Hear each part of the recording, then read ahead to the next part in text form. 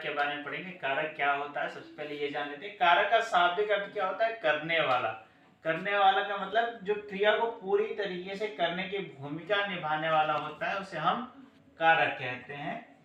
कारक अगर हम परिभाषा की बात करें तो संज्ञा और सर्वनाम के जिस रूप से उसका संबंध वाक्य के दूसरे शब्दों से पता चले उसे कारक कहते हैं। संज्ञा सर्वनाम के जिस रूप से उसका संबंध वाक्य के दूसरे शब्दों से स्थापित हो उसे हम कारक कहेंगे। कारक में हमारा एक विभक्ति चिन्ह भी होता है। विभक्ति या प्रसंग कारकों का रूप प्रकट करने के लिए उनके साथ जो शब्द चिन्ह लगते हैं वो हमारे क्या होते हैं?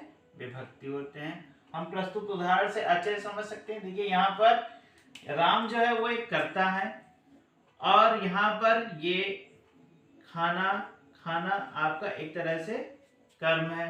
तो ये जिस तरीके से संज्ञा या सर्वनाम जिस तरीके से वाक्य के अन्य शब्दों से संबंध हो रहा है उसमें ने की जो भूमिका है वो काफी अहम है।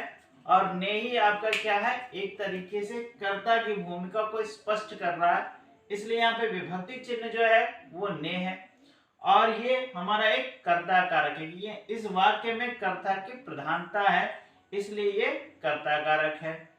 तो इस तरह हमें पता चलता है कि संज्ञा और सर्वनाम कि जिस रूप से उसका संबंध वाक्य के दूसरे शब्दों से पता चलता है या संबंध स्थापित होता है तो उसे हम कारक कहते हैं। जैसे हम दूसरे उदाहरण को देखेंगे, पेड़ से पत्ते गिरते हैं। पेड़ से पत्ते गिर रहे हैं, इसमें जो है ये दो वाक्य के दो भाग हैं। देखेंगे कर्ता का संबंध वाक्य के अन्य शब्दों से, यानी जो संज्ञा सर्वनाम है वो एक कर्ता की भांति कार्य करता है।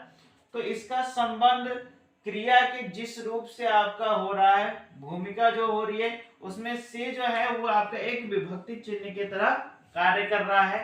पेड़ से पत्ते गिरते हैं, अगर हम से को हटा दें तो पूरा वाक्य जो है वो बिल्कुल ही अर्थहीन हो जाएगा।